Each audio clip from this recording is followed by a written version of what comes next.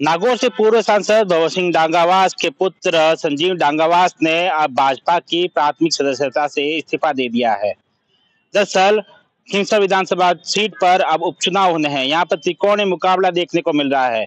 जब कांग्रेस और हनुमान बेनीवाल का गठबंधन नहीं हुआ तो यहाँ पर त्रिकोणीय मुकाबला हुआ। त्रिकोणीय समीकरण बनने के बाद में ऐसा माना जा रहा था कि कहीं ना कहीं भाजपा को इससे फायदा मिलेगा, लेकिन कहीं ना कहीं जिस तरह से पूर्व सांसद चुनाव से ठीक पहले उनके पुत्र भंवर सिंह डांगावास के पुत्र संजीव डांगावास के भाजपा की प्राथमिक सदस्यता से इस्तीफा देने के बाद में अब भाजपा की अंदरूनी कलह कहीं न कहीं सामने आई है। दरअसल इस सीट पर उपचुनाव होने हैं, त्रिकोणीय मुकाबला है। रेवत राम डांगा भाजपा के उम्मीदवार है, वही हनुमान बेनीवाल ने अपनी पत्नी कनिका बेनीवाल को चुनावी मैदान में उतारा है, लेकिन भाजपा की अंदरूनी कलह चुनाव से ठीक पहले सामने आ गई है।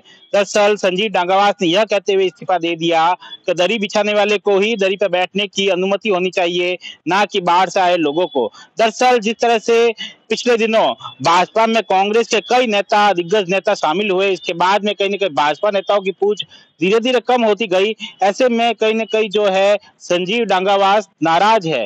दरअसल उनके पास 14 से 15 सदस्यों का समर्थन था प्रधान बनने के लिए, फिर भी उन्हें प्रधान जो है नहीं नियुक्त किया गया। कांग्रेस से एक व्यक्ति को प्रधान नियुक्त कर दिया गया। हाल ही में जब उपचुनाव में भजनलाल शर्मा जब नागौर में प्रचार करने के लिए पहुंचे तो मंच पर वरिष्ठ नेताओं को जगह देने की जगह उन नेताओं को जगह दी गई जो कांग्रेस से हाल ही में भाजपा में शामिल हुए हैं। ऐसे में कहीं ना कहीं नाराजगी साफ व्यक्त हुई। इसी नाराजगी के चलते उन्होंने भाजपा की प्राथमिक सदस्यता से इस्तीफा दे दिया और प्रधान सदस्य से जो पंचायत समिति के सदस्य से भी उन्होंने इस्तीफा दे दिया है।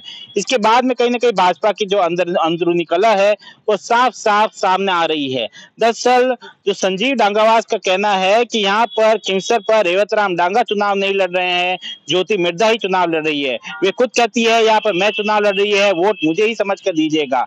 दरअसल मिर्धा परिवार उनकी तानाशाही और उनसे छुटकारा पाने के लिए उन्होंने भाजपा के फूल को सींचा और यहाँ पर उगाया, भाजपा को यहाँ पर खींवसर नागौर में लेके आए। लेकिन अब फिर से मिर्जा परिवार भाजपा में शामिल हो चुका है और मिर्जा परिवार कहीं कहीं हावी होता जा रहा है।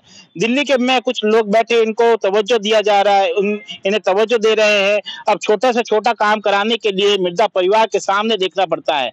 जिन लोगों ने पार्टी के लिए मेहनत की, दरिया बिछाई, अब उनको ही दरियों पर बैठने की जगह नहीं मिल रही है। बाहर से आए व्यक्ति अब दरियों पर बैठ रहे हैं और जबकि उन वरिष्ठ नेताओं को दरकिनार किया जा रहा है।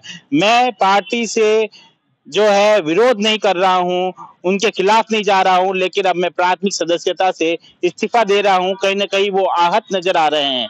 ऐसे में कहीं ना कहीं जिस तरह से अंदरूनी कलह सामने आई है, अब माना जा रहा है कहीं ना कहीं इसको उपचुनाव में भाजपा को इस पूरे मामले को लेकर नुकसान उठाना पड़ सकता है। हालांकि रेवत राम डांगा के बारे में उन्होंने कहा कि ये एक जो साधारण व्यक्ति है और अच्छे व्यक्तित्व वाले इंसान है, लेकिन ज्योति मिर्धा जिस तरह से यहाँ पर हावी होती जा रही है, ऐसे में कहीं ना कहीं भाजपा को अब उन पुराने कार्यकर्ताओं का नाराजगी झेलनी पड़ रही है। ज्योति मिर्धा के भाजपा में शामिल होने के बाद में जिस तरह से वे लगातार भाजपा पर हावी होती जा रही है, कार्यकर्ताओं पे हावी होती जा रही है, ऐसे में जो पुराने कार्यकर्ता खींवसर और नागौर क्षेत्र में है, वे कहीं ना कहीं भाजपा पार्टी से और आला कमान से नाराज चल रहे हैं।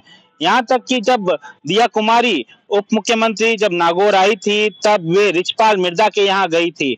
ऐसे में इस बात को लेकर भी उन्होंने सवाल उठाए हैं कि क्या पुराने कार्यकर्ता जो पार्टी के थे वे कहाँ गए। किसी हाल ही में कांग्रेस से बीजेपी में आए कार्यकर्ता के घर उप मुख्यमंत्री का जाना कहाँ तक सही है और उन लोगों को दरकिनार करना जो लंबे समय से भाजपा के लिए मेहनत कर रहे हैं, संगठन में कार्य कर रहे हैं।